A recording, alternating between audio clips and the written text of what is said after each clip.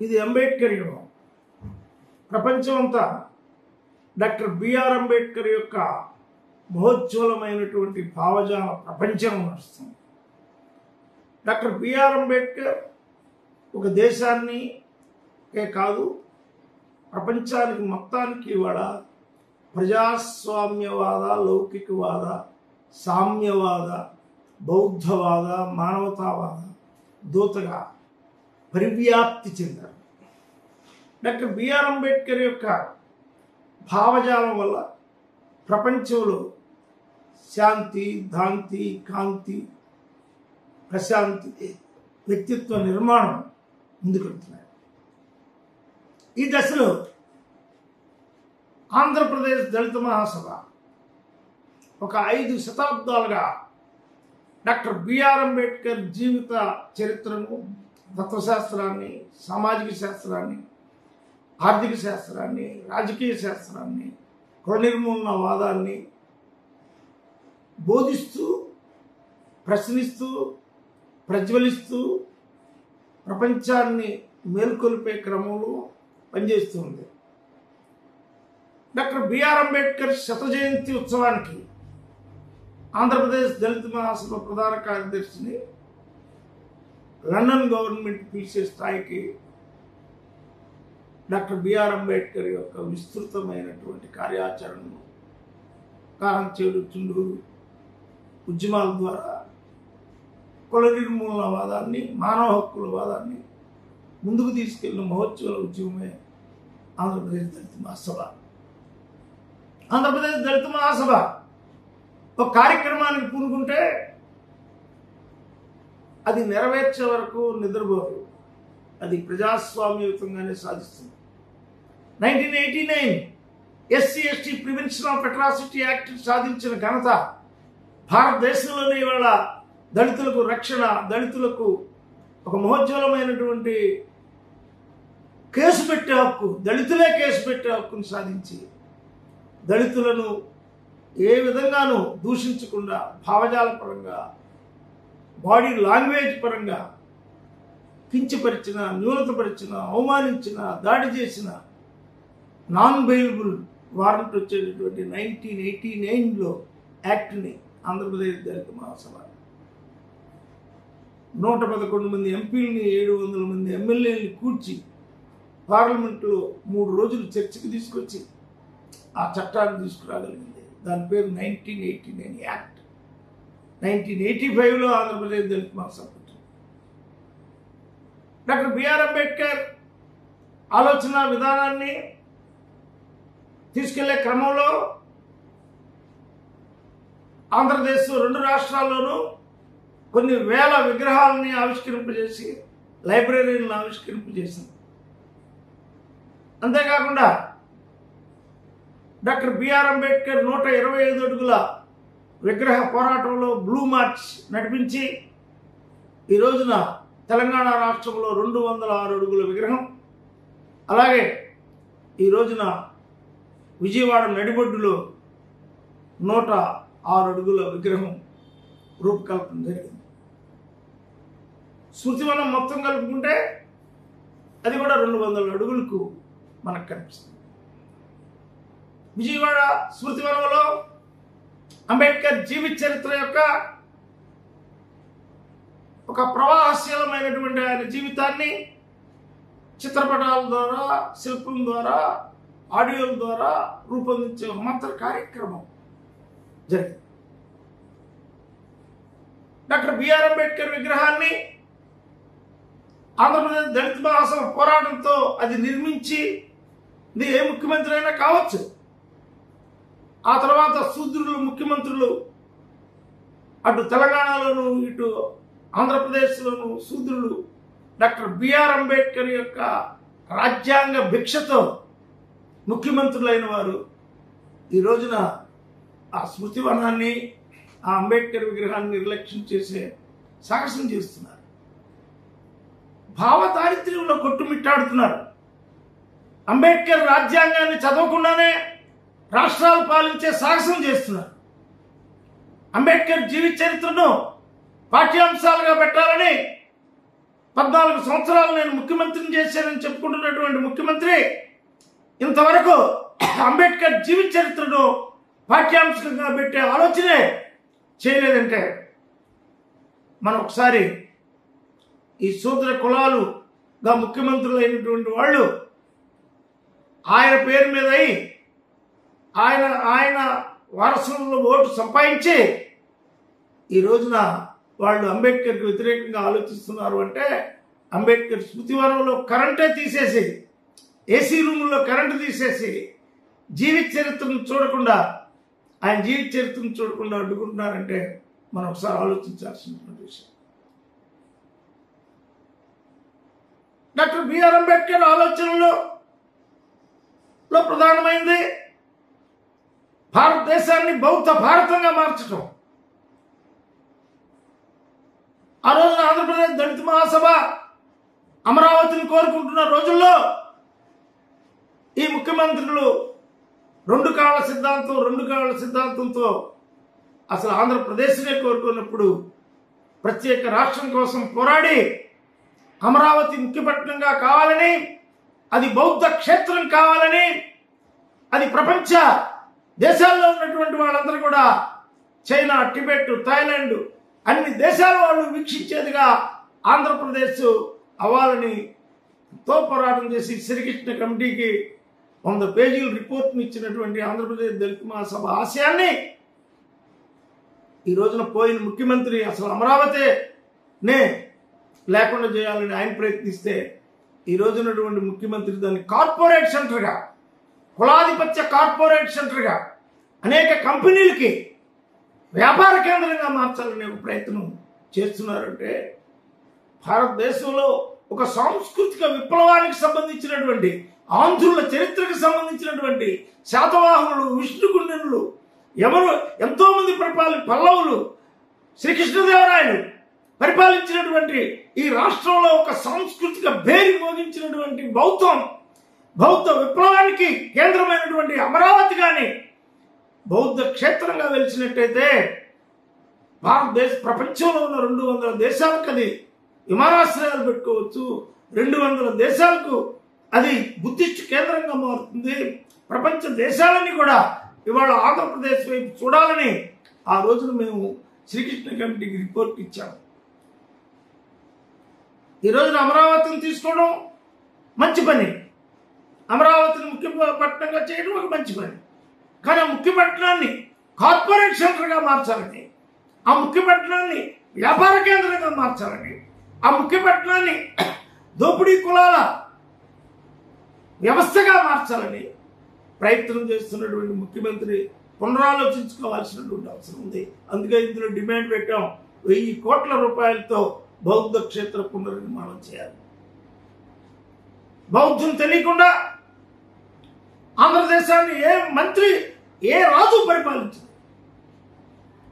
ఆంధ్రదేశాన్ని పరిపాలించిన రాజులందరూ కూడా ఆ రోజున గాథా సప్తశతి హాలుని గాథా సప్తశతి వచ్చిందంటే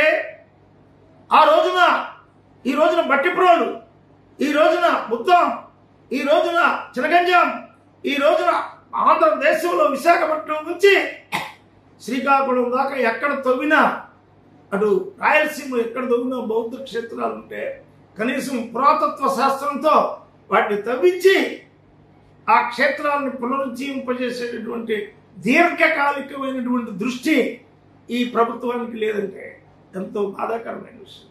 అందుకే మేము ఇందులో డిమాండ్ పెట్టాం, 1000 కోట్లతో బౌద్ధ క్షేత్రాన్ని. మరి ముఖ్యంగా ఆంధ్రప్రదేశ్లో ఉన్నటువంటి పాఠశాలలో ఈ రోజున 6వ తరగతి నుంచి కానీ MA వరకు కానీ డాక్టర్ బిఆర్ అంబేద్కర్ జీవిత చరిత్ర కానీ మనం పెట్టినట్టయితే ఒక విద్యార్థి ఉండవలసిన క్రమశిక్షణ, అధ్యయనం నుంచి రాత నుంచి ఓడలెక్కి ఆ రోజుల్లోనే 215-16లోనే ఇంగ్లాండ్కి వెళ్ళి, ఆ రోజుల్లోనే అమెరికాకి వెళ్ళి, ఇంగ్లాండ్కి వెళ్ళి, జర్మనీకి వెళ్ళి ఆయన చదువుకున్న విధానం ఆ పట్టుదల వస్తుంది. ఈ రోజుల్లో మీరు ఇతర దేశాలకు వెళ్ళండి అని ఈ ముఖ్యమంత్రులు బోధిస్తున్నారు. ఎందుకు? వ్యాపారం కోసం వెళ్ళబడుతున్నారు. చదువు కోసం కాదు. డాక్టర్ బిఆర్ అంబేద్కర్ యొక్క ఆశయాల్ని దెబ్బతీయాలనే ఒక పెద్ద ప్రయత్నం ఈ రెండు రాష్ట్రాల్లోనూ కేంద్రంలోనూ జరుగుతూ ఉంది. నిజానికి భారతదేశంలో ఈరోజు ప్రధానమంత్రులు, ముఖ్యమంత్రులు డాక్టర్ బిఆర్ అంబేద్కర్ యొక్క ఆలోచనలతోనే వాళ్ళు పదవులు పొందారు అనేటటువంటి విషయం వాళ్ళకి తెలియదు, తెలుసుకోలేకపోతున్నారు. అన్యాపదేశంగా భారతదేశంలో రాజ్యాంగ మీద దాడి కూడా జరుగుతుంది. అందుకే ప్రతి పిల్లవాడు కానీ అంబేద్కర్ రాసిన రాజ్యాంగం యొక్క ప్రియాంబుల్ని ప్రతి అసెంబ్లీలో కానీ చదివితే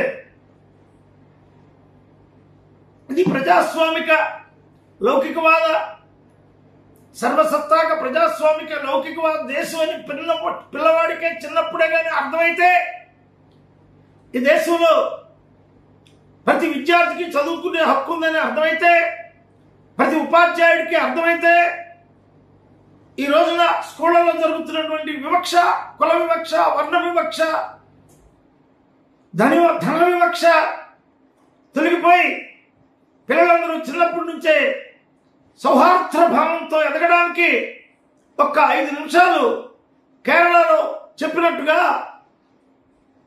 తమిళనాడులో ఇప్పుడు ప్రవేశపెట్టినట్టుగా ప్రతి స్కూల్లో కానీ ప్రియాంబుల్ చదివినట్లయితే ఎంతో చైతన్యం వస్తుంది. అటువంటి ప్రియాంబుల్ కూడా ఇంకా చదివే ప్రవేశపెట్టలేదంటే ఆశ్చర్యకరమైనటువంటి విషయం. ఆ డిమాండ్ కూడా పెట్టి ప్రధానంగా ఢిల్లీలో ఈ రోజున డాక్టర్ బిఆర్ అంబేద్కర్ జీవిత చరిత్రను ఆ విద్యార్థులకు పెట్టడం వల్ల కాన్స్టిట్యూషనల్ పవర్ ఏంటి, రాజ్యాంగం విద్యా హక్కునిచ్చింది, మానవ హక్కునిచ్చింది.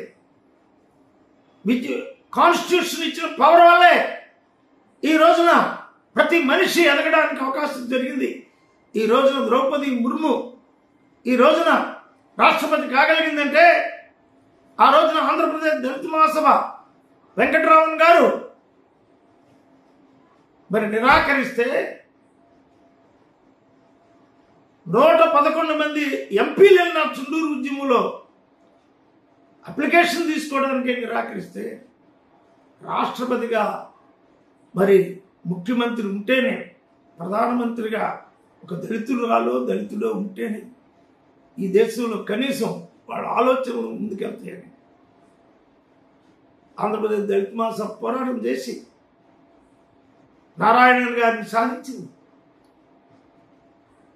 ఆ తర్వాత గోవిందు గారు, ఆ తర్వాత ఇప్పుడు ముర్ము గారు వచ్చారు. అందువల్ల ఇవాళ భారతదేశ వ్యాప్తంగా బీసీ ముఖ్యమంత్రులు 16 రాష్ట్రాలకు ఉన్నారంటే అది డాక్టర్ బిఆర్ అంబేద్కర్ యొక్క ఆలోచనలతోనే జరిగింది అనేది. అందుకు ప్రతి స్కూల్లో 6 నుంచి మరి పోస్ట్ గ్రాడ్యుయేషన్ ఎంఏ వాళ్ళకి, బీటెక్ వాళ్ళకి అసలు తెలియట్లేదు, ఎంటెక్ వాళ్ళకి అసలు తెలియట్లేదు.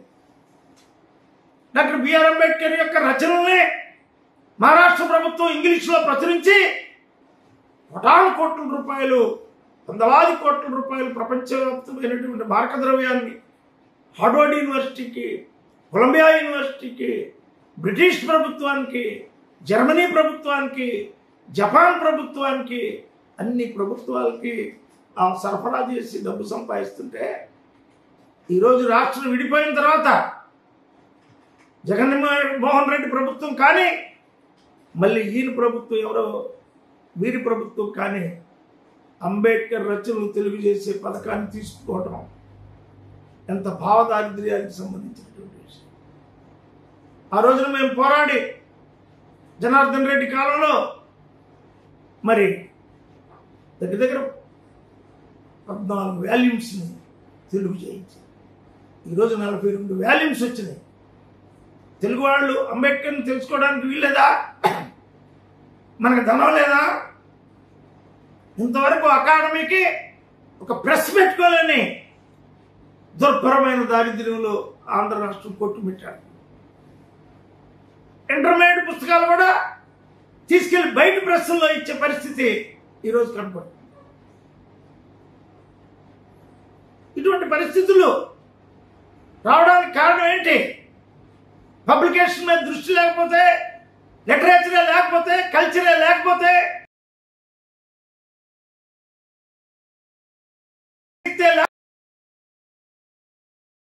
గంజాయికి బానిసలైతే, వ్యసనాలకు బానిసలైతే ఆంధ్రప్రదేశ్లో ఉన్న యువశక్తి అంతా కూడా ఏమవుతుంది?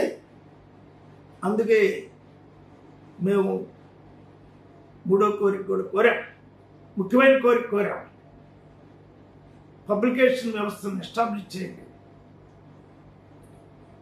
డాక్టర్ బిఆర్ అంబేద్కర్ కుల నిర్మూలన సిద్ధాంతాన్ని పాటిస్తూ భారతదేశ వ్యాప్తంగా కుల నిర్మూలన వివాహాలు జరుగుతాయి. ఈ కుల నిర్మూలన వివాహాల్లో మరి ముఖ్యంగా ముందడుగేసింది కేరళ రాష్ట్రం, తమిళనాడు రాష్ట్రం. 10 లక్షలు ఇస్తున్నారు, రక్షణ కల్పిస్తున్నారు, ఉద్యోగం ఇస్తున్నారు, భూమి ఇస్తున్నారు. అందుకు అక్కడ కుల నిర్మూలన వివాహం చేసుకున్న వాళ్ళకి ఒక అండ ఏర్పడింది. ఈరోజు కుల నిర్మూలన వివాహం చేసుకున్న వాళ్ళ మీద హత్యలు జరుగుతుంటే తండ్రులు ఇంకా మెచ్యూరిటీకి రాక, ఈ దేశంలో కులమే లేదు, మానవులందరూ సమానులు, విద్యావంతులైనందరూ వివాహం చేసుకోవచ్చు, అర్హులైన వాళ్ళందరూ, స్త్రీకి పురుషులకి అర్హులైన వాళ్ళని ఎన్నుకునే భర్తలు, ఒక యువతి ఎన్నుకునే అవకాశం ఉంది. అటువంటి పరిస్థితుల్లో ఈ కుల నిర్మూలన వివాహానికి నేను లక్షిస్తాను, 2 లక్షలు ఇచ్చేయదు. ఒక 10 లక్షల రూపాయలు ఇచ్చి, ఒక ఉద్యోగం ఇచ్చి, ఒక ఇళ్ల వసతి ఇచ్చి, వెంటనే పోలీస్ ప్రొటెక్షన్ ఇస్తే వాళ్ళకి పిల్లలు పుట్టినాక తల్లిదండ్రులు ఎటు కలుస్తారు. అందుకు ఆ డిమాండ్ కూడా మేము ఇక్కడికి తీసుకొచ్చాం. 1989 యాక్ట్ తీసుకొచ్చాం, అది అమలు జరగట్లేదు. డిఎస్పీలో లెవెల్లో జరగాల్సిన కేసు ఎస్ఐలు సిఐలు నీరుగారుస్తున్నారు, కాంప్రమైజ్ చేస్తున్నారు, అరెస్ట్ చేయట్లేదు. భయం పోయింది. ఎంతో కొద్దిమంది దాన్ని మిస్యూజ్ చేసేవాళ్ళని అడ్డం పెట్టుకొని ఈ కేసే తప్పు అనే దశకి అగ్రకులాలు వచ్చినాయి. అంటే అగ్రకులాలు ఇవాళ భయం వచ్చింది కాబట్టే నిందించడం తగ్గింది. ఈ సిరి వరండంబులు నీచార్థమునకు ఓసి మరియమ్మ అనకూడదు, ఓ మరియమ్మే అనాలి. ఓరి కోటయ్య అనకూడదు, ఓ కోటయ్య అనాలి అని మేము ఆ చట్టంలో తీసుకొచ్చాం. ఇవాళ నిందాపూర్వకమైనటువంటి వాళ్ళకి ఆ రోజున ఎవరు నిందించారో, ఎవరు దళితులపై దాడులు చేశారో అలాంటి వాళ్ళు వాళ్ళ ఎమ్మెల్యేలుగా కూడా 2 పార్టీల్లో ఉన్నారు. అంటే ఎంత ఘోరమైనటువంటి విషయం ఒకసారి ఆలోచించాల్సిన విషయం. 1989 యాక్ట్తో కేసు కట్టబడిన వాళ్ళు కూడా మరి దారుణమైనటువంటి కుల వివక్షను పాటించిన వాళ్ళు కూడా ఎమ్మెల్యేలుగా గెలిచారు, ఎమ్మెల్సీలు ఇస్తున్నారు, మంత్రులు ఇస్తున్నారు. జగన్మోహన్ రెడ్డి ఇచ్చాడు. త్రినాథరావు అనేవాడికి గుండు చేసేటి దళితులకు గుండు చేస్తున్నారు. ఎవరికో మేము పోరాడిన వాళ్ళు చాలామంది, మేము ఎవరి మీద పోరాడాము, వాళ్ళందరూ ఎమ్మెల్యేలే.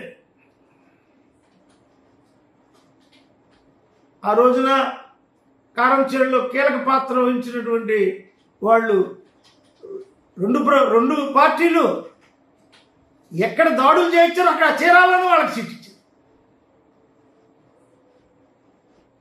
ఎంత దారుణమైనటువంటి విషయం. దాడులు చేసి ఆ దాడులు చేసిన వారికి షెల్టర్ ఇచ్చి, ఆ దాడులు చేసిన వాళ్లకు అండగాగి, మళ్ళీ మా మీద దాడులు చేసిన వారికి అదే చీరాల్లో సీట్ ఇచ్చి 2 సార్లు తోట త్రిమూర్తులు అనేవాడు ఒక దళితుడికి గుడ్డు చేయించి ఊరేగిచ్చిన సందర్భంలో నేను స్వయంగా వెళ్ళి పోరాటం చేస్తే, ఆ పోరాటం చేసినటువంటి వాడు ఆ పోరాటం చేసి అతనికి శిక్ష 1989 మీద కేసు పెట్టి అంత చేస్తే జగన్మోహన్ రెడ్డి అతనికి నేను చెప్తున్నా సీట్ ఇచ్చాడు. అతను ఓడిపోతే ఎమ్మెల్సీ సీట్ ఇచ్చాడు. అలాగే బొత్స సత్యనారాయణ లక్ష్మీపేటలో వాళ్ళ సొంత దాయాదులు దగ్గర 8 మందిని చంపేస్తే అతనికి ప్రధానమైన పాత్ర ఇచ్చాడు. ఇప్పుడున్న ప్రభుత్వం అయితే, ప్రభుత్వంలో ఉన్న ముఖ్యమంత్రి అయితే దళితులపై దాడి జరుగుతున్న సందర్భంలో ఏ విలేజ్ని ఆయన విజిట్ చేయలేదు. ఆయన కారంచేడుని విజిట్ చేయలేదు. రకరకాల మంత్రులుగా ఉన్నాడు, ప్రతిపక్షంలో ఉన్నాడు. చుండూరుని విజిట్ చేయలేదు, మన లక్ష్మీపేటను విజిట్ చేయలేదు. ఏ దాడి జరిగిన ప్రాంతాన్ని ఆయన అసలు విజిట్ చేయలేదు. భారతదేశంలో ఏ ముఖ్యమంత్రి రాలేదు. కనీసం వీళ్ళు విజిట్ చేస్తారు. అంటే వీళ్ళు ఏమనుకుంటున్నారు? మాట్లాడితే కేసులు పెడతాం, లోనకు పంపిస్తాం. అంటే లోనకు పోవడం రావడం ఉద్యమకారులు పెద్ద విషయమా? లోనకు పోవడం ముఖ్యం కాదు. వాళ్ళు ఉద్యమాలు చేసి లోనకి వెళ్తారు. మీరెందుకు వెళ్ళారో తెలుసుకోండి. మీ అందరూ బెయిల్ మీద ఉన్నారు, అది తెలుసుకోండి. ఇప్పుడున్న వాళ్ళు ఎవరు బెయిల్ మీద బయట పదవులు చేస్తున్నారు.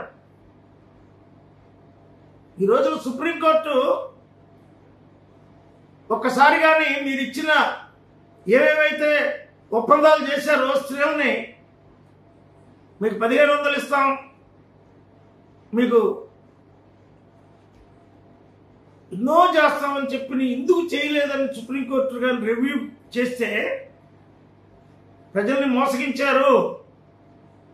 మీరు విద్యా వ్యాప్తి జరగడం కోసం ఒక తల్లికి అంతకుముందు అమ్మఒడి ఇవ్వబడింది. అంతవరకు జగన్మోహన్ రెడ్డిని మనం మెచ్చుకోవాలి, అంతవరకే. మళ్ళీ తల్లి దీవెనని వచ్చారు. రోజుకొక నినాదం, పోలవరం, పొద్దున్న లేస్తే పోలవరం, అమరావతి. అవి ఏళ్ళ కాలంలో జరిగేవా? వీళ్ళ చేతులతో జరిగేవా? అప్పులు తీసుకొని చేసేది. అవి రెండు తప్ప దేశాన్ని గురించి మాట్లాడటమే, ఈ రాష్ట్రాన్ని గురించి మాట్లాడటమే. మేము ఎందుకు ఇవ్వలేకపోయాం? ఆ రోజున ఆయన అమ్మఒడి ఎందుకు ఇచ్చాడు? మేము అమ్మఒడి ఎందుకు దీవెని ఎందుకు ఇవ్వలేకుంటున్నాం? ఆ రోజున ఆయన ఆసరా 18,000 చొప్పున 17,500 రూపాయల చొప్పున ఎందుకు ఇచ్చాడు? ఒక 55 ఏళ్ళు ఉన్న వాళ్ళకి, ఏదో 40-60 మధ్యలో వాళ్ళకి ఇచ్చాడు. మేము ఎందుకు ఇవ్వలేకపోయాం? అంటే ఒక తల్లిని, ఒక చెల్లిని, ఒక అక్కని, ఒక బడుగు వర్గాన్ని నినాదం ఇచ్చి మోసగించడం తప్పు కదా? అది సుప్రీంకోర్టు రివ్యూ చేస్తే ఈ దళిత లాయర్లందరూ వెళ్ళి సుప్రీంకోర్టుని ఆశ్రయిస్తే, రిటైర్డ్ జడ్జీలందరూ వెళ్ళి ఆవిష్కరిస్తే, 1989 SC/ST ప్రివెన్షన్ ఆఫ్ అట్రాసిటీ యాక్ట్లో అది లేదా? ఒక దళితుడికి వాగ్దానం చేసి తప్పకూడదు అనేది లేదా? ఒక బీసీ కమిషన్లో, మండల కమిషన్లో అది లేదా? సచార కమిషన్లో అది లేదా? ఆల్ కమిషన్స్ ఏం చెప్తున్నాయి? నువ్వు ఎన్నికలకు వెళ్ళేటప్పుడు ఏం చెప్తావో అది చేయకపోతే మళ్ళీ కోర్టుకు రివ్యూ చేసే హక్కు ఉంది. ప్రభుత్వానికి, కేంద్ర ప్రభుత్వానికి రివ్యూ చేసే హక్కు ఉంది. కమిషనే. అంటే మీరు ఎవరు మాట్లాడేవాళ్ళు లేరు. వీళ్ళందరూ లాయర్లు, డాక్టర్లు, ఇంజనీర్లు, లోనున్న ఎమ్మెల్యేలు, దగ్గర 29 మంది ఎమ్మెల్యేలు గెలిచారు. వాళ్ళు ఏమిటి, మా దళిత ప్రజలు మాకు నమ్మి ఓట్లేశారు. మా దళిత ప్రజలు మమ్మీ స్త్రీలు ఇదిగో నెలకు 1,500 రూపాయలు వస్తాయని ఒక బీసీ స్త్రీ, ఒక బట్టలు అతుక్కునే అమ్మాయి, ఒక చేపలు పట్టుకునే స్త్రీ, ఒక బట్టలు నేసే స్త్రీ, ఒక రోడ్లో కూరగాయలు అమ్ముకునే స్త్రీ మా 1,500 వస్తాయని నమ్మి వేశారు. మరి ఇది ఎందుకు జరిగింది? మీరు అప్పులు తెస్తున్నారు, చాలా వాటికి తెస్తున్నారు. మరి ఈ మాట ఎందుకు చెప్పారు అనే రివ్యూ లేదు అసలు. ఈ రోజున ఉచిత బస్సు అన్నారు, మార్కెటింగ్ పెరుగుద్దని ఆశపడ్డారు. వ్యవసాయ కూలీలు ఒక చోట నుంచి ఒక చోటానికి వెళ్ళడానికి ఆటోల్లో ప్రయాణం చేస్తుంటే, ఈ ఆటోల్లో ప్రయాణం చేస్తున్నప్పుడు చనిపోయిన వాళ్ళ సంఖ్య 100కి మించిపోయింది. ఒక్కొక్క ఆటోలో 20 మంది 30 మంది ఎక్కుతున్నారు. ఇప్పుడు ఉచిత బస్సు వస్తే కర్ణాటకలో ఈ కొద్ది రోజుల్లోనే చాలా మార్కెటింగ్ జరిగింది. తెలంగాణలో గ్రామీణ ప్రాంతాల ప్రజలు టౌన్కి రావడం కానీ, టౌన్లో ఉన్నటువంటి ప్రజలు గ్రామాలకు వెళ్ళటం కానీ, పనిచేసిన వాళ్ళు వెళ్ళడం కానీ, నాట్లు, కోతలు, కలుపులు, కన్స్ట్రక్షన్ ఇన్నిటికి వచ్చే ప్రజలు, రూరల్ అండ్ పట్టణం యొక్క ఇంటరాక్షన్ పెరిగింది. ప్రజల్లో మొబిలిటీ పెరిగితే, కదలిక పెరిగితే దేశం సుభిక్షం కాదా? బస్సులు నడపలేరా? ఉచిత బస్సులు నడపలేరా? ఒకళ్ళకి ఎన్ని కార్లు ఉన్నాయి? మీ అఫిడవిట్లో ఎమ్మెల్యేలు మొత్తానికి ఉన్న కార్లు లెక్కండి. మీరు ఒక్కొక్కరికి ఒక్కొక్క నీ కొడుకు ఒక కారు, నీ భార్యకు ఒక కారు, నీకొక కారు, ఇంకొకరికి ఒక కారు, ఇన్ని కార్లు ఉండొచ్చు. కానీ ఒక స్త్రీ బస్సు ఎక్కడానికి, ఆమె పనికి వెళ్ళడానికి బస్సు ఎక్కడానికి డబ్బులు లేక రైల్లో దొంగ రైలు ఎక్కితే పట్టుకొని పోలీసులు ఆమెను రేప్ చేస్తే రేపల్లిలో ఏంటి పరిస్థితి? మాటిచ్చి తప్పటం అనేటటువంటిది ఎంత బాధాకరమైన విషయం, ఎంత అవమానకరమైన విషయం. ఒక ముఖ్యమంత్రి ఆడవాళ్ళకి, ఆడపిల్లలకి, పాపం చిన్న పిల్లలు, చదువుకునే పిల్లల తల్లికి అమ్మా నీకు 15,000 ఇస్తాను, లేదు 16,000 ఇస్తానని చెప్పి మాట తప్పటం అంటే, ఆ మాట తప్పినప్పుడు ఆ ముఖ్యమంత్రులు ఎలా పోతున్నారు? వాళ్ళు ఆ ముఖ్యమంత్రులు నిద్రపడుతుందా? మీ కుమారులు లక్షల కోట్ల ఆస్తులతో ఉన్నారు, సొంత ఫ్లైట్లో ఇతర దేశాలు వెళ్తున్నారు. ఒక చిన్న బిడ్డకి అమ్మ దీవెన అని ఒక పథకాన్ని అమలు చేయలేని పరిస్థితికి మీరు చింతపట్టలేదా? మీరు దిగులు పట్టలేదా? నేను మాట ఇచ్చాను తప్పేలేని దిగులు పట్టలేదా? ఎంతమంది మీద కేసులు పెడతారు మీరు?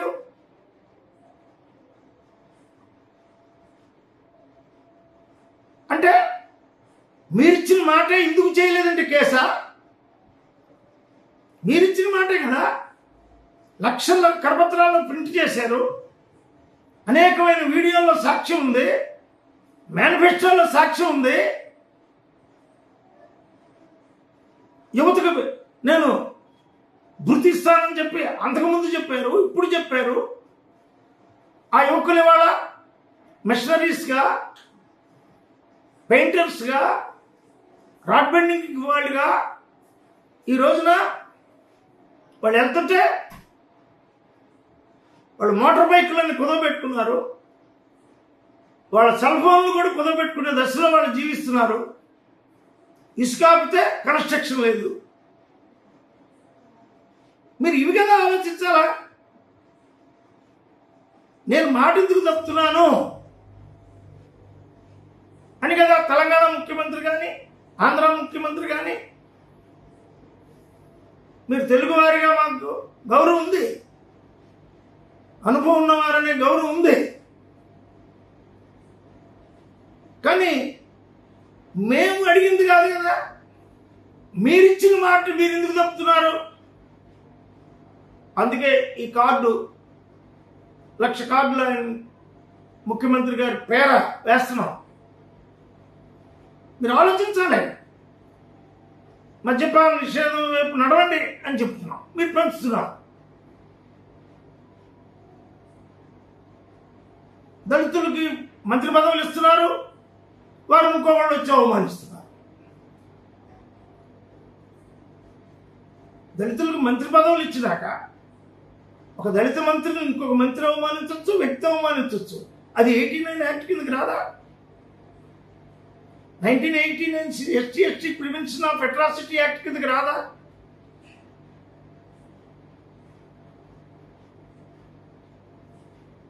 మీరు రివ్యూ చేయండి. ఎంత అవమానాలు చేస్తున్నారు దళితుల్ని. దళితుల యొక్క జీవనం వ్యవస్థల మీద దెబ్బ కొడుతున్నారే. ఒక్క ఎకరం భూమి పంచారా? ఎక్కడైనా ఒక్క ఎకరం భూమిని పంచారా? నీరు చెట్టు పేరుతో ఎంత భూమిని ఆక్యుపై చేశారు. ఒక ముఖ్యమంత్రికి కులభావం ఉండొచ్చా? అసలు ముఖ్యమంత్రి వాడైన వాడికి సొంత కులం ఓట్లేస్తే ఎన్ని వస్తాయి? కులభావం ఉండొచ్చా? కులం ద్వారా మనం గెలవలేదు. కుల సంఘానికి నాయకుడు అవుతాం అంతే. కులం ద్వారా మనం గెలవలేదు కదా. ఒక కుల నిర్మూలన భావంతో మీరు చేస్తే ఎన్ని వందల వేల ఎకరాలు ఇప్పుడు దళితులకు ఇరిగేషన్లోకి వెళ్ళిపోయేవాడు. ఎన్ని వందల ఎకరాలకు వాళ్ళు పట్టాదారులు అయ్యేవాళ్ళు. ఇంతవరకు కౌలుదారులకి మీరు వాళ్ళని గుర్తించి మీకు తెలుసు. మీకు ఎరువులు విత్తనాలు ఎవరు కొంటున్నారో ఆ మార్కెటింగ్ అని తెలుసు. కౌలుదారుడు ఎవరో తెలుసు. మళ్ళీ రైతుకే డబ్బిస్తారు. మళ్ళీ ప్రక్క రైతులు ఏమైనా చూస్తున్నారా? రైతులు వలస వెళ్ళిపోతున్నారు. గిట్టుబాటు ధర లేదు, గూడెన్స్ లేవు. మిర్చి దాన్ని పెట్టుకోవాలంటే, పత్తిని పెట్టుకోవాలంటే ఎట్లా కాన్స్టిట్యూషన్ ఏంటి? మీరు మీ ఆత్మ పరిశీలన చేసుకోవద్దా? అంబేద్కర్ ఏమన్నాడు? ఆ రోజుల్లో నెహ్రూ అంతటం అండి. ఆత్మ పరిశీలన ఉండాలి. మిమ్మల్ని ఎందుకు తిడతారు ఎవరైనా? ఒక ముఖ్యమంత్రిని కానీ ఒక మంత్రిని కానీ గౌరవిస్తారు, అభిమానిస్తారు. మీరంటే గౌరవం ఉండబట్టే కదా మేము 1,00,000 కార్డులు మీ ఆఫీస్కి వేస్తున్నాం. మీ పదవిని గౌరవిస్తున్నాం. కానీ మీరు రివ్యూ చేసుకోవాలి. ఒక మాట నోట్లో నుంచి రావడం అంటే వెలిడిటీ. అంబేద్కర్ ఒక నోట్లో నుంచి మాట వచ్చిందంటే, కర్పూరి ఠాగూర్ నోట్లో నుంచి మాట వచ్చిందంటే, దామోదర సంజీవి నోట్లో నుంచి మాట వచ్చిందంటే, ఆ నోట్లో ఉన్న మాట కోసం వాళ్ళు, లాల్ బహదూర్ శాస్త్రి నోట్లో ఉన్న మాట వచ్చిందంటే ఆ మాట కోసం వాళ్ళు దండేవతే ఒక యాక్సిడెంట్ జరిగితే రిజైన్ చేసేది. ఆ మాట కోసం జీవించేది రాజకీయ నాయకులు ఎంతమంది స్టాల్వర్డ్స్ అయ్యారు వాళ్ళు భారతదేశంలో. వాళ్ళ చరిత్రలు రాస్తున్నారు. అంబేద్కర్ చరిత్రే కాదు, ఇతర దేశాల్లో అనేక మంది రాజకీయ నాయకులు, భారతీయ రాజకీయ నాయకులు సెంటు భూమి లేకుండా చనిపోయిన వాళ్ళు. కర్పూరి ఠాగూర్ గురించి ఇవాళ ఏం మాట్లాడుతున్నారు దేశం? ఇవాళ రామ్ మనోహర్ లోహియా ఒక్క సెంటు భూమి లేకుండా చనిపోయిన వాడు. భారతదేశంలో ముఖ్యమంత్రులు కావడానికి కారకుడయ్యాడు. మాట్లాడుకోవట్లేదా? పెరియార్ రామస్వామి నాయకర్ ఆయన సృష్టించిన వ్యవస్థలన్నింటినీ ట్రస్ట్గా చెప్పారు. It's live. మనం మరణించినా జీవించాలనుకోవాలి. రోజు మరణించే జీవితం కాదు. It's live and leave. సజీవంగా జీవించాలి. నోట్లో నుంచి వచ్చిన ప్రతి మాటను ఈ దేశంలో వెలిడిటీగా భావించాలి. అదే రాజ్యాంగం, ది ట్రూత్. అదే బౌద్ధం. సత్యం చెప్పు, సత్యం మాట్లాడు, సత్యం ఆచరించు. మూడే చేయి. ఈ మూడింటి ఆధారంగానే ప్రజల్ని వైపు చూస్తారు. ప్రజలంటే జ్ఞానం కలిగిన వాళ్ళు, ఆలోచన కలిగిన వాళ్ళు. ప్రజలనే వాళ్ళు సామాన్యులు కాదు. భారతదేశంలో ప్రజలు పెద్ద పెద్ద వ్యవస్థలనే మార్చేశారు.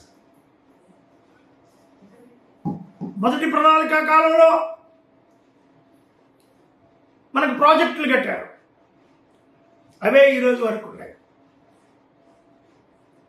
ఆ తర్వాత వచ్చినటువంటి ప్రాజెక్టులు అసలు పూర్తే కావట్లేదు. ఏం జరుగుతుంది? మొదటి ప్రణాళిక కాలం, రెండో ప్రణాళిక కాలంలో మన దేశంలో ఉన్న అడవులన్నీ వన్యప్రాణులన్నీ, ట్రైబల్స్ నివాసం ఎంత సాంస్కృతికంగా జరిగింది. ఈ రోజున ఒక ట్రైబల్ అమ్మాయి కానుకుంటే కొండ మీద నుంచి డోలీలో తీసుకురావాలా? ఎంత బాధాకరమైన విషయం. ఒక ఎన్రిచ్ స్టేట్ ఆఫ్ ఆంధ్రప్రదేశ్ ఎంతో అత్యున్నతమైన ఆర్థిక సంపద, పంట, నాగరికత, చదువు కలిగి భారతదేశంలో అనేక రాష్ట్రాల్లో అనేక విషయాల్లో ముందున్నటువంటి ఆంధ్రదేశంలో ఒక ట్రైబల్ అమ్మాయిని మనం ఈ రోజున డోలీలో తీసుకొస్తున్నాం.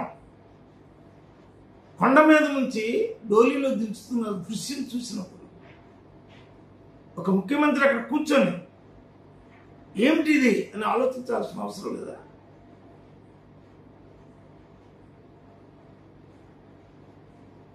ఈ రోజున దూబే ఇండియన్ విలేజ్ అని పుస్తకం రాశాడు. వాళ్ళ మనవడు వచ్చి మళ్ళీ ఇండియన్ విలేజ్ అనే బుక్ రాశాడు. ఎంతోమంది ఆంధ్రదేశంలో ఉండే విలేజెస్ గురించి పరిశోధనలు చేశారు. ఏముంది ఆంధ్రదేశంలో ఉండే విలేజ్? ఏముంది? నువ్వేది ఊరు అన్నావో ఆ ఊర్లో విద్యుత్ ఉంటుంది, ఆ ఊర్లో వాటర్ ట్యాంక్ ఉంటుంది, ఆ ఊర్లో పాఠశాల ఉంటుంది, ఆ ఊర్లో సంపద ఉంటుంది, ఆ ఊర్లో పట్టాలు ఉంటాయి, ఆ ఊర్లో ఒక్కొక్కడికి ఒక్కొక్క ఇంటికి 20 సెంట్లు 30 సెంట్లు స్థలం ఉంటుంది. నువ్వేదైతే దళిత వాడంటున్నావో అది మొత్తం కలిపి 2 ఎకరాల్లో ఎకరంలో 500 కుటుంబాలు ఉంటాయి. ఇళ్ల స్థలం ఇచ్చారా? ఇల్లు నిర్మించారా? విద్యుత్ ఇచ్చారా? భూమి ఇచ్చారా? పంట కాలువలు తీశారా? సైడ్ కాలువలు తీశారా? అంటే దళిత వాడను నిర్లక్ష్యం చేస్తే నీకు నష్టమా, దళితులకు నష్టమా? ఒక శ్రామిక వర్గాన్ని నువ్వు మీరు పేదరికంలో ఉంచితే, దారిద్ర్యంలో ఉంచితే, ఒక పేదరికంలో వాళ్ళు మగ్గిపోతే, అనారోగ్యంతో బాధపడుతుంటే మీ శ్రమ కుంటుపడదా? అంటే శ్రామికుడిని ప్రేమించకపోతే నాట్లేసేవాడిని, కోత కోసేవాడిని, కలుపు తీసేవాడిని, కన్స్ట్రక్షన్లో వాళ్ళు ఎత్తేవాడిని, కొన్ని సంవత్సరాలుగా వ్యవసాయం చేసేవాడికి 1 ఎకరం భూమి ఇస్తే వాడు దున్నుకుంటాడు అనే భావం మీకు లేకపోతే, కొన్ని సంవత్సరాలుగా ఇరిగేషన్ మైనర్ కాలువలన్నీ తీసింది వాళ్ళే, సర్ ఆర్థర్ కాటన్కి మేజర్ ఇరిగేషన్లో కూడా పాల్గొంది వీళ్ళే అని మీరు ఆ శక్తిని ఉపయోగించుకోండి. భారతదేశంలో వ్యవసాయ భూమిని, వ్యవసాయ సంస్కృతిని ఏమైనా పెంచారా? వ్యవసాయం చేస్తున్నవాడు, వ్యవసాయ కూలి ఇద్దరు సంస్కృతి ఒకటే కదా. ఇద్దరు భూమి మీద కదా బతికేది.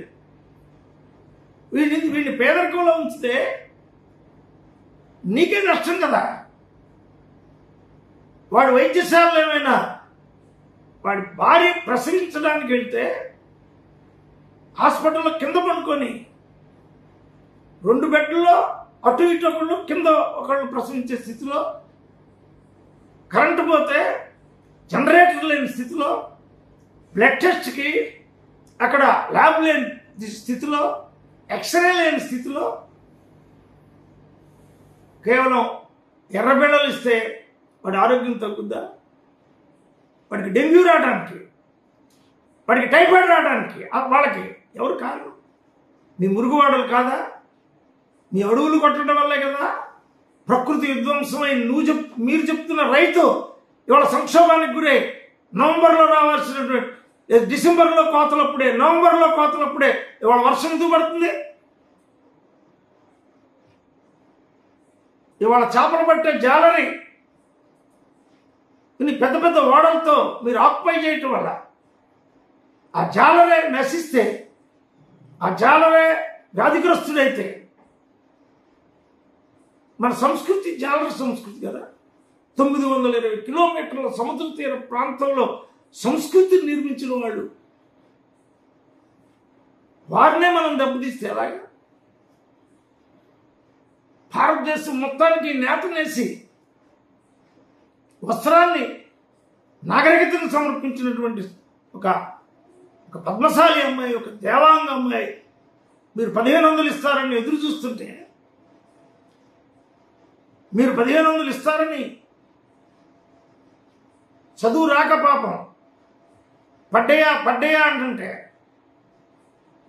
ఆ రోజున మీరు చెప్పిన మాటలు వాళ్ళు ఉత్తేజపరిచి ఒక ముఖ్యమంత్రి అనుభవం ఉన్నవారు చెప్తున్నారు అంటే, ఒక ముఖ్యమంత్రి 14 సంవత్సరాలు పరిపాలనా అనుభవం ప్రతిపక్షానుభవంతో కలిపి 40 ఏళ్ల రాజకీయ అనుభవం ఉన్న ఆయన చెప్తున్నాడు అంటే జరుగుద్ది అని పాపం ఒక పద్మశాలి అమ్మాయి, ఒక దేవాంగుల అమ్మాయి, ఒక బెస్త అమ్మాయి, బీసీ, ఒక కమ్మరి వీళ్ళందరూ కూడా ఆ 1500 కోసం ప్రతి సంవత్సరం నెల వస్తాయని, జీతంలాగా వస్తాయని ఆశిస్తే ఆ మాటను నిర్లక్ష్యం చేస్తే ఈ దేశంలో సత్యం అనే దానికి ఇక డాక్టర్ బిఆర్ అంబేద్కర్ చెప్పినటువంటి డెమోక్రటికల్ సోషల్ సెక్యులర్ విధానంలో సోషలిజం ధనవంతుల దగ్గర పన్ను వసూలు చేయండి, పేదవాళ్ళకు సంక్షేమం నిర్వహించండి, విద్యాలయాలు పెట్టండి, వైద్యాలయాలు పెట్టండి, ఇన్పుట్స్ ఇవ్వండి అని ఆయన డాక్టర్ బిఆర్ అంబేద్కర్ యొక్క రాజ్యాంగాన్ని ఒక మంత్రి, ఒక ముఖ్యమంత్రి, ఒక పరిపాలకుడు ఒక రోజు నోట్లో నుంచి మాట వస్తే కొన్ని పత్రికలన్నీ శీర్షికలుగా ప్రకటిస్తే ఆ పెద్ద పెద్ద అక్షరాలు చదివించుకొని అయ్యో నేను ఒక నెల జీతకత్తెను అవుతున్నాను, నాకు 1500 వస్తున్నాయి, బీసీలుగా చెప్పబడుతున్న వాళ్ళం, శ్రామికులం అని ఆశపడితే, ఆ ఆశ నిరాశ అయితే వాళ్ళు ఎంత మాట్లాడుకుంటారు. భారతదేశంలో బౌద్ధం ఏం చెప్పింది?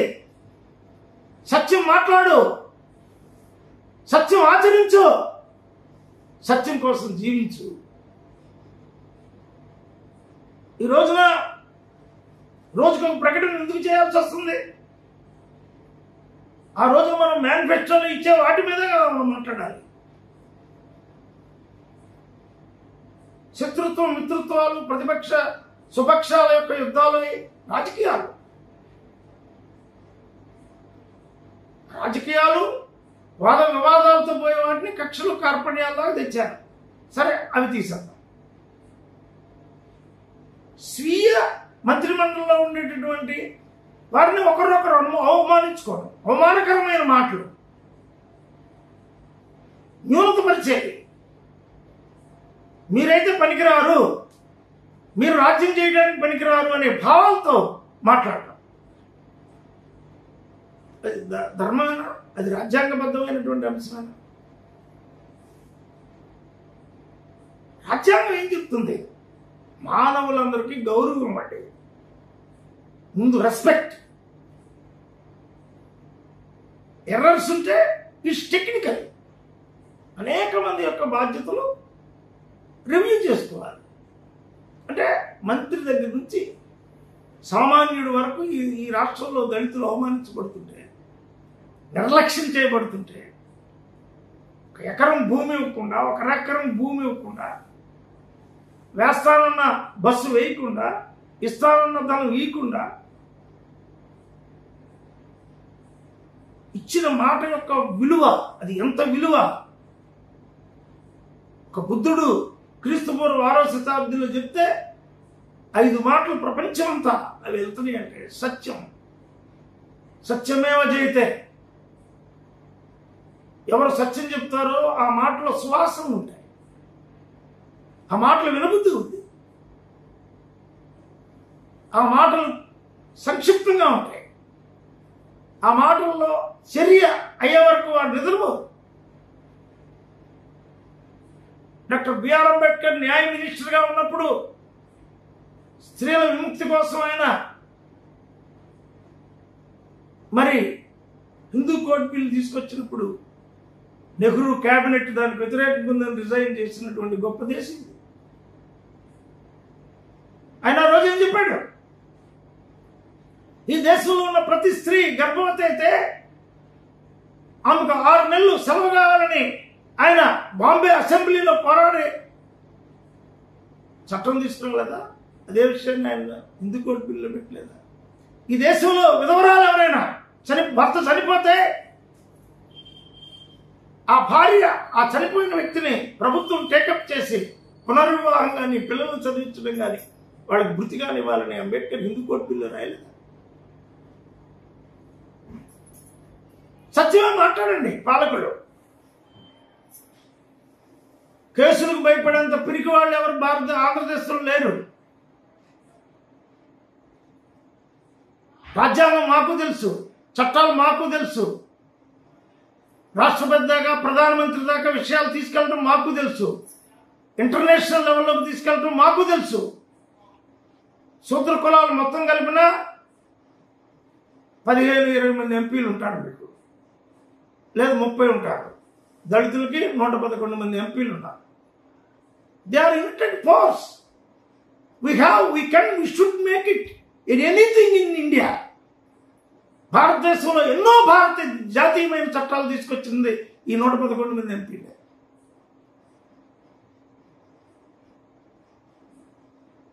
The truth is equal to Constitution. Constitution అంటేనే సత్యం, సత్యవాక్యం. ఈ రోజున మీరు అంబేద్కర్ స్టాచ్యూకి కరెంటు తీసేస్తాను, ఏదో పేరు చెప్పి ఆ బండలు పగలగొడితే, అంటే అక్బరే ఇచ్చిన బండలన్నీ మళ్ళీ వచ్చి వీళ్ళందరూ పగలగొట్టారా? ఎవరో వేస్తూ ఉంటారు, చిన్న పేరు ఉంటుంది, లేదా అంబేద్కర్ పేరే పక్కన ఉంటుంది. Don't destructive anythings, you create. బౌద్ధ సంస్కృతి కేంద్రంగా మీరు నిర్మించండి, చూపించండి అమరావతిని. వేల కోట్ల రూపాయలు మీకు మార్గద్రవ్యం వచ్చింది. బౌద్ధ పిటకాలు ప్రింట్ చేయండి, 200 దేశాలు మీ పుస్తకాలు కొంటాయి. అంబేద్కర్ రచనలు ప్రింట్ చేయండి. తెలుగులో ఉన్న ప్రతి భారతీయుడు, అమెరికాలో ఉన్న భారతీయులు కూడా కొంటారు. You create all things. మీరు సృష్టించండి, ధ్వంసించొద్దు. భారతదేశంలో ప్రతి ఒక్కరికి అన్నుంది. ఆధారితమైన వాళ్ళు ఎవరు లేరు. పోరాటం అంటే భయపడేది కాదు. వి విన్. అన్ని చోట్ల విజయం పొందాం. ఎందుకు మేము 1,00,000 కార్డులు మీకు వేస్తున్నాం? ఈరోజు మేము రెస్పెక్ట్ చేస్తున్నాం, ఒక పదవిని రెస్పెక్ట్ చేస్తాం, పోరాడతాం డెమోక్రటిక్గా, ప్రజాస్వామ్యయుతంగా. అది సత్యమైనదైతే దానివల్ల పేద ప్రజలకు, విద్యావంతులకు, జ్ఞానవంతులకు, సమాజ పునర్నిర్మాణానికి, ప్రత్యామ్నాయ సంస్కృతికి, మానవుల అభివృద్ధికి, మానవతా దీప్తికి అది ఉపయోగపడుతుందని మేము ఈ 11 సూత్రాలతో మీకు ముఖ్యమంత్రి గారికి కార్డులు వేస్తున్నాం. మీరు ఆలోచించండి. ఈ డిమాండ్స్ అన్ని నెరవేరే వరకు ఆంధ్రప్రదేశ్ దళిత మహాసభ ఒక నిరంతర పోరాటం కొనసాగిస్తుందని, దళితులు శక్తివంతులని మర్చిపోవద్దు. ఈ వేలాది ఎకరాల భూముల్లో నాట్లేసిన వాడు, కోతలకు వస్తున్నవాడు, మీకు 100 ఎకరాల భూమున్న ఈర్ష్య పడకుండా పనిచేసినటువంటి జాతుల్లో, నీతిగల జాతుల్లో పుట్టినవాడు, ఒక్క అవినీతి మరక లేకుండా బతుకుతున్నటువంటి దళితులు. అటువంటి దళితుల కోరికనే, డిమాండ్స్ని నెరవేర్చాలని చెప్పి కోరుతూ, ఇందుకు అంబేద్కర్ యువజన సంఘాలు, లెఫ్ట్ పార్టీలు, బీసీ సంఘాలు అందరూ కూడా మాకు తోడు రావాలని కోరుతూ మీ అందరికీ పిలుపునిస్తున్నాం.